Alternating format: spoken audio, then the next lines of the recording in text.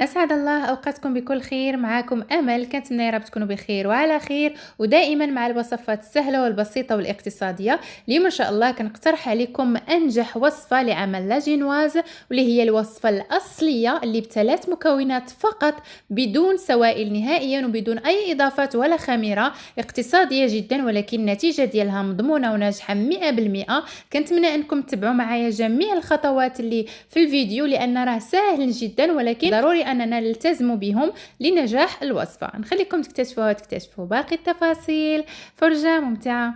بسم الله على بركة الله. المقادير سهلة جدا واللي هي عبارة عن 3 مكونات فقط.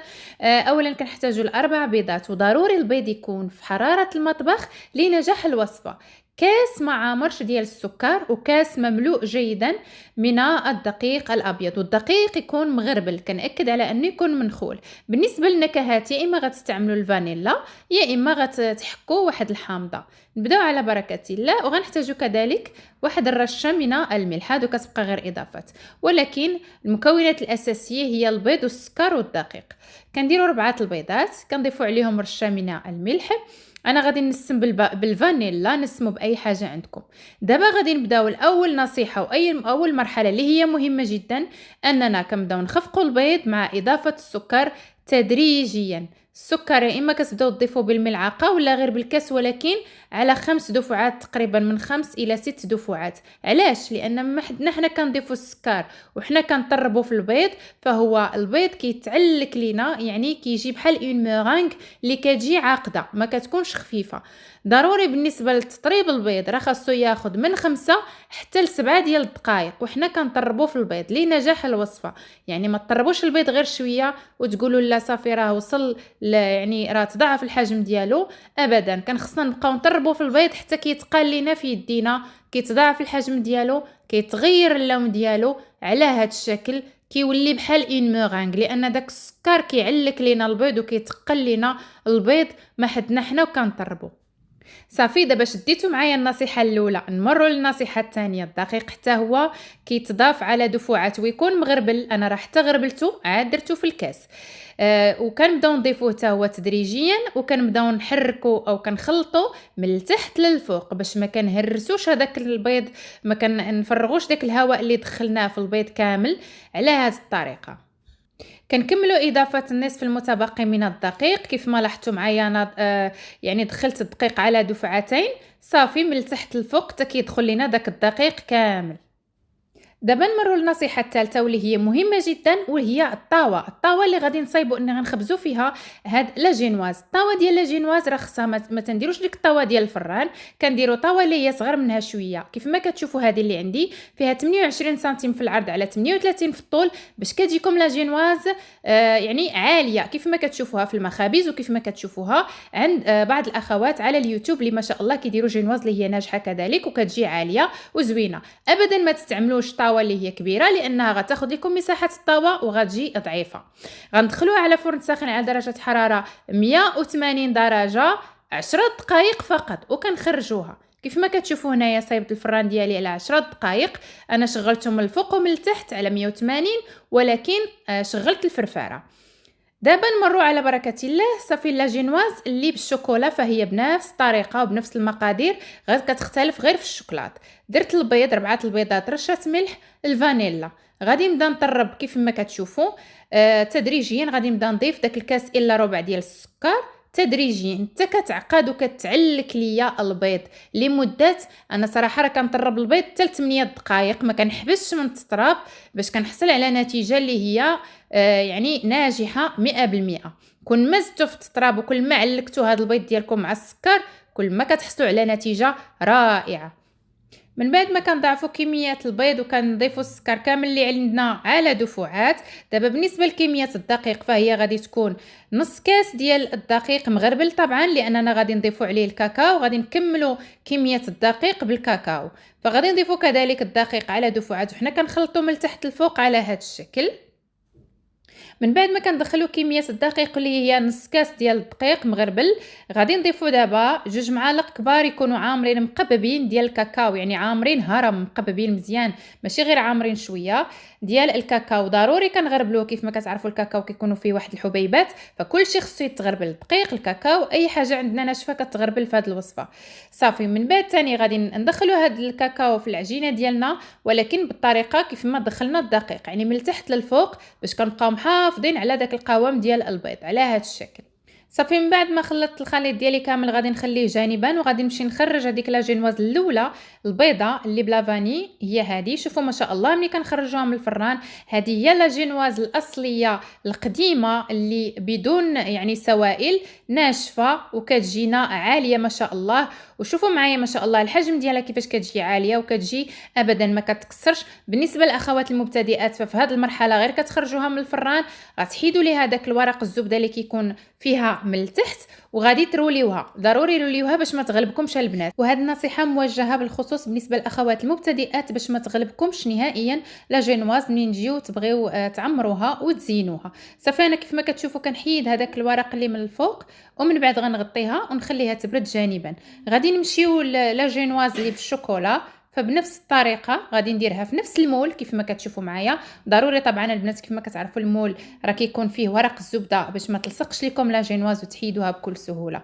صافي غادي نوزعها وندخلها للفران 10 دقائق مشغل من الفوق ومن التحت، ودرت شغلت الفرفاره كذلك. بالنسبه للاخوات اللي عندكم افران الغاز فغادي طيبوها بالطريقه العاديه اللي كطيبوا بها الكيك ديالكم، ولكن ما تفوتوش 10 دقائق باش ما تنشفش لكم، ومنين تبغيو تروليوها تهرس لكم، يعني هي راه الا نشفات راه تتهرس، يعني ضروري انتبهوا للوقت. 10 دقائق خرجوها نتوما كاع في 8 دقائق طلعوا عليها، الا شفتوها طابت خرجوها لان نوعيه الافران تختلف. ودابا نمروا نصيبوا واحد لاكاناش الشوكولا اللي غادي نستعملها انا للعماره وكذلك للتزيين مره واحده. فغادي نحتاج 200 غرام ديال الشوكولا السوداء زائد كاس زائد يعني ونص كاس ونص ديال الكريمه السائله، واللي غادي ندخلهم الميكرووند او الميكروويف باش يعني يسخنوا شويه. ملي كيسخن داك لا كريم فريش كيسهل عليا الشوكولا باش كذوب دغيا، فغادي نبداو نخلطوه جيدا حتى كيذوب الشوكولا. الا لقيتو شي حبات ديال الشوكولا كبار ما دابوش لكم غترجعوه مره اخرى للميكروويف او على حمام مائي حتى كذوب ديك الشوكولات مزيان وكنحصلوا على واحد لاكاناش. هاد لاكاناش شوفوا معايا غادي ناخذ منها واحد الكميه اللي غادي نستعملها للتزيين، والكميه المتبقيه غادي نخليها غادي نديرها مباشره في الثلاجه. شوفوا معايا هاد الكميه اللي متبقيه غادي ضروري خصني نديروها في الثلاجه باش داك الشوكولات شويه كيعقاد، باش كنطربوه ملي كنطلعوه بالطراب تيولي على شكل كريمه. هذا دخلته للثلاجه وداك الشويه خليته، غتشوفوا معايا كيفاش غادي نعمر يعني غادي نزين به. هذه لا جينواز اللي بالشوكولا خرجتها من الفران. شوفوا ما شاء الله النتيجه رائعه وناجحه 100%. ان شاء الله تعتمدوا هاد لا جينواز في الكيكات ديالكم كاملين، زينوهم بالطريقه اللي كتعجبكم. انا غنشارك معكم واحد الطريقه اللي هي غزاله كيفاش صايبت هاد لي جينواز. ولكن قبل ما نمروا للتزيين نرجعوا نذكركم بانه الاخوات المبتدئات غتاخذوا لا جينواز ديالكم غير كتخرجوها من الفران، كتحيدوا ليها داك الورق اللي كيكون من التحت على هاد الطريقه كيف ما غتشوفوا معايا دابا، ومباشره غادي تلويوها باش كتبقى محافظه على الشكل ديالها رول. هذه بالنسبه للبنات اللي غيبغيو يديروا سويس رول. الا ما كنتوش غديروا سويس رول فما يحتاج انكم تروليوها نهائيا. فانا غنتقاسم معكم اليوم ان شاء الله طريقتين لتزيين هاد لا جينواز. غنصيبوا بها ميني سويس رول، وكذلك غنصيبوا بها لي ترونش ديال الكيك. على بركه الله دابا غنمشيو للكريمه. غادي ناخذ كاس ونص ديال الكريمه السائله وغادي نبدا نطلع فيها على هذا الشكل، وطبعا تكون بارده. وهنا غادي نوريكم داك شويه ديال الشوكولا ديال الكاناش الشوكولا اللي خليته خاصو يكون بارد البنات. تبعوا معايا المراحل وكنتمنى انكم تركزوا في النصائح اللي كنعطيكم. اي نصيحه كنعطيها لكم فهي مهمه جدا لنجاح الوصفه. دابا هاد الشوكولا او هاد لاكاناش الشوكولا اللي كنضيفو حاليا فهو برد، ما كانش في الثلاجه، كان في المطبخ ولكن بارد ماشي سخون. الا ضفنا الشوكولا سخونه على الخليط ديال الكريمه فالكريمه غتخسر لكم كامله وغتضطروا انكم ترميوها، ما غتبقاش صالحه نهائيا. كنرجعوا كنكملوا نخفقوا حتى كنحصلوا على واحد الكريمه بالشوكولا على هذا الشكل. انا هاد الكريمه راه درتها مره واحده غادي نغلف بها كلشي. دابا غنرجعوا لداك لاكاناش اللي قلت لكم راني درتو في الثلاجه. الا كتذكروا معايا داكشي باش كنقول لكم تبعوا معايا الخطوات. اي حاجه كنقولها في الفيديو ديروها وسيروا معايا بالخطوات باش تنجحوا الوصفه ديالكم. لا غاناش الشوكولا من بعد ما خرجتو من الثلاجه كيكون بارد، اذا هو بارد غير غادي نبداو نخفقوه، غيتضاعف الحجم ديالو وغادي يولي على شكل كريمه، يعني غادي يولي لينا كريمه اللي نقدروا نستعملوها للحشوه. على هذا الشكل تماما حصلنا على واحد لا جينواز اللي نقدروا نعمروا بها الكيك ديالنا. دابا غادي نمشيو للجينواز ديال الشوكولا، فغادي نقلبها على هذا الشكل. شوفوا معايا باش غادي ندير ليها العماره. كنحيد لها داك الورق ديال الزبده، غادي ناخذوا هذيك لا غاناش اللي طلعناها على هذا الشكل، كتولي واحد الكريمه اللي هي غزاله رائعه جدا للدهن، اللي باش ندهنوا بها الكيك ديالنا. دابا الحشوه اللي غادي ندير هنايا، فغادي ناخذ هذا البسكويت اللوتس واللي غنديرو كحشوه، عوض ما نبقاو نديرو في الكراميل ونصايبو فيه ويعني كياخذ لينا الوقت ويقدر يصدق لينا ويقدر ما يصدقش، هذه بالخصوص بالنسبه للاخوات المبتدئات. فغادي نديرو غير هذا اللوتس غنغمسوه في الحليب وغادي نديروه كحشوه، وكيعطينا واحد المذاق مميز وكيتوالم مع الشوكولا. كنتمنى انكم تجربوا الوصفه كما هي لانه فعلا غادي تعجبكم بزاف. من بعد ما وزعت هاد بسكويت اللوتس على هاد الشكل كيف ما كتشوفوا تماما، دابا غادي ناخذ قطعه البيتزا وغادي نقطع لا جينواز على جوج. علاش؟ باش تخرج ليا ميني سويس رول. بغينا نصايبوا ميني سويس رول فخصنا نقطعوا لا جينواز على جوج. بالنسبه لهاد المرحله داكشي باش قلت لكم البنات المبتدئات اللي يلاه كيتعلموا، فمن الاول غير تخرج لكم لا جينواز من الفران لويوها باش منين توصلوا لهاد المرحله غتجيكم سهله انكم تلويو لا جينواز ديالكم باش تخرجوا الميني سويس رول. دابا غادي نجي على هذا الشكل الطرف ديال الكيك وغادي نبدا نلوي على هذا الشكل. استعنوا بورق الزبده باش دغيا يتلوى لكم السويس رول ديالكم على هذا الشكل. كنبقاو نجروا الورق الزبده ديالنا وحنا كنلويو في الكيكه ديالنا، ما تلويوش الورق الزبده مع الكيكه من الداخل. شوفوا كيف ما كندير، كنخرج الورق الزبده ولكن كنلوي في نفس الوقت. دابا غنلويها كامله وغندخلها للثلاجه تنكمل النص الثاني. دابا غنرجع للنص الثاني غادي ندير ليه العماره ديالو غير داك اللوز كونكاسي غير باش يعطيني واحد القرمشه في الوسط. طبعا البنات بالنسبه للتزيين فكيبقى اختياري على حسب المتوفر في مطبخكم. المهم بلا ما نطول عليكم، شفتوني كيفاش لويت الكيك ديالنا في الاول، وهذا حتى هو بنفس الطريقه كنلويوه وحنا كنجروا في ورق الزبده وكنزيروا عليه وكندخلوه للثلاجه. من بعد غنرجع دابا نجبد سويس رول الاولاني اللي كان فيه هذاك البسكويت ديال اللوتس خرجته من الثلاجه، وغادي نغلفو كامل بالكريمه اللي صايبنا، هذيك اللي زدنا فيها داك شويه ديال الشوكولاط وطربناه. صافي غادي نغلف كامل على هذا الشكل. وخديت السويس رول الثاني حتى هو بنفس الطريقه غلفته كامل، يعني بنفس هاد الطريقه اللي كتشوفوا ها هما بجوجهم. غادي نرجعهم للثلاجه باش هذيك الكريمه كتثبت فيهم. ونمشيو دابا لاجينواز البيضه. بالنسبه للجينواز البيضه فغادي نخرجوا منها كيك ترونش او لي ترونش ديال لي كيك. فخديت مربى الفراوله اللي غادي ندهنوا بلاجينواز كامله، غندهنوا على اللاجينواز كامله من الوجه على هذا الشكل كيف ما كتشوفوا. ومن بعد غادي ندير واحد الطبقه ديال الكريمه كامله حتى هي غادي نوزعها على هذا الشكل. من بعد غادي نجيب قطعه ديال البيتزا وغادي نقطعها على هذا الشكل كيف ما كتلاحظوا معايا من الوسط بهذه الطريقه باش غادي نديروا لي ترونش. شوفوا غادي نهز هذا الطرف، شوفوا ما شاء الله الكيك ديالنا. صافي هنا غادي نهزوا وحده وغادي نديروها فوق الثانيه وغادي نكملوا نغلفوهم مزيان. الا بانت لينا شي بلاصه خاويه ما فيهاش الكريمه كنغلفوها كاملا بالكريمه وكنقادوها. من بعد غنقسمها للنص وغادي نديها للثلاجه. من بعد خرجت هذوك لي سويس رول من الثلاجه ودابا غادي نزينوهم. شوفوا معايا الطريقه ديال التزيين. خديت لا غاناش الشوكولا اللي هو نفس كميه، ديما لا غاناش الشوكولا كنديروا نفس كميه الشوكولات هي نفسها ديال الكريمه. ومن بعد غادي نوزعوها على ميني سويس رول على هذا الشكل كامله. كنبقاو غاديين حتى للطرف صافي كيف ما كتشوفوا بهذه الطريقه. ومن بعد غادي نخليها كتستقطر وغادي نكمل تزيين بالنسبه للسويس رول الثانيه. سويس رول الثانيه فخديت غير الشوكولاط. شوفوا معايا هذه القطعه اللي كتكون على هذا الشكل. خديت الشوكولا السوداء وحكيتها في هذيك القطعه باش خرجت ليا الشوكولاط بحال غادي نديروا لا فوغي نوار.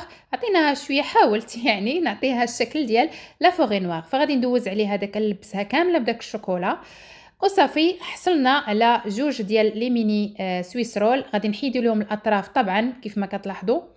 نحيدوا ليهم دوك الاطراف ديالهم. من بعد قطعتهم للنص، شوفوا معايا، وكل نص رجعت قطعته للنص. يعني ما شاء الله تبارك الرحمن. يعني هذيك لا جينواز اللي بالشكلاط خرجت لينا 8 ديال القطع ديال الكيك. من بعد زينتهم بالكريمه وبقطع من شوكولاته الجالاكسي. دابا خديت النصف الثاني توا قطعته الى 4 قطع متساويه. كل مره كنمسحوا طبعا السكين باش ما كنوسخوش لي ميني سويس رول ديالنا. درت الكريمه ودرت هذوك الكرات ديال الشوكولا، ومن بعد حطيتهم في هذه الكويغطات ديال التقديم كيف ما كتشوفوا معايا. ما شاء الله صراحه نتيجه رائعه جدا. صافي وكنحطوهم في الثلاجه الى حين وقت التقديم. شوفوا ما شاء الله، انا بغيت نوريكم عن قرب كيفاش كيجيو لي ميني سويس رول بلا ما نديروا سويس رول اللي هي كبيره. فغير وحده خرجت لينا ما شاء الله. راه هاد جوج ديال لي جينواز راه غادي يخرجوا لينا ما شاء الله 16 قطعه. دابا رجعت لهاديك لا جينواز البيضاء، حيدت ليها الاطراف ديالها كيف ما كتلاحظوا. ضروري نقادوا الكيك ديالنا. كنحيدوا دوك الاطراف اللي كيكونوا في الجناب باش كنعطيوهم شكل مربع مقاد، باش منين نجيو نقطعوا كتجينا مقاده. دابا خديت كل وحده غادي نقطعها من النص كيف ما كتلاحظوا. صافي من بعد قطعتهم كلهم دي طرونش. عطاوني 8 ديال القطع. زينتهم بالكريمه البيضاء عادي لانني غادي نزينهم من الفوق بالفواكه، وباش يجيونا لي طرونش ديالنا عاليين وكيجيو زوينين في المنظر. ف4 ديال لي طرونش غادي نزينهم بالافوكادو عفوا بالمانغا عفوا بالمانغا، ونصف المتبقي بالفراوله. صافي في الاخير خديت ناباج وسخنته ودهنت به غير من الفوق ديال دوك الفواكه باش كيعطيونا ديك اللمعه كيف ما كتلاحظوا معايا دابا، وكيجيو زوينين في التقديم. وفي الاخير هذه هي الحلويات ديالنا لي كيك. ما شاء الله كيجيو رائعين كاقتراح. الا بغيتوا ان شاء الله تقدموهم في افراحكم ومناسباتكم، من ألذ واروع لي طرونش اللي كيجيو رائعين. فقط بجوج ديال لي جينواز بالشوكولا وجينواز بالفاني خرجنا ما شاء الله هاد اللوحه الفنيه الرائعه جدا.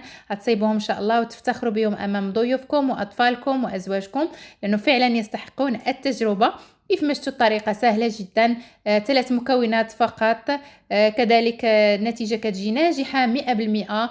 تشاركت معكم جميع الاسرار، جميع الخطوات، جميع النصائح. كنتمنى اللي غادي يشوف هذا الفيديو يتبع غير المراحل خطوه بخطوه، يوقف الفيديو يدير مرحله بمرحله، وما شاء الله غتخرجوا بنتيجه حتى احسن من هذه اللي صايبت. كنشكركم جزيل الشكر على حسن تتبعكم وعلى اشتراككم في قناتكم مملكة النساء مع أمل.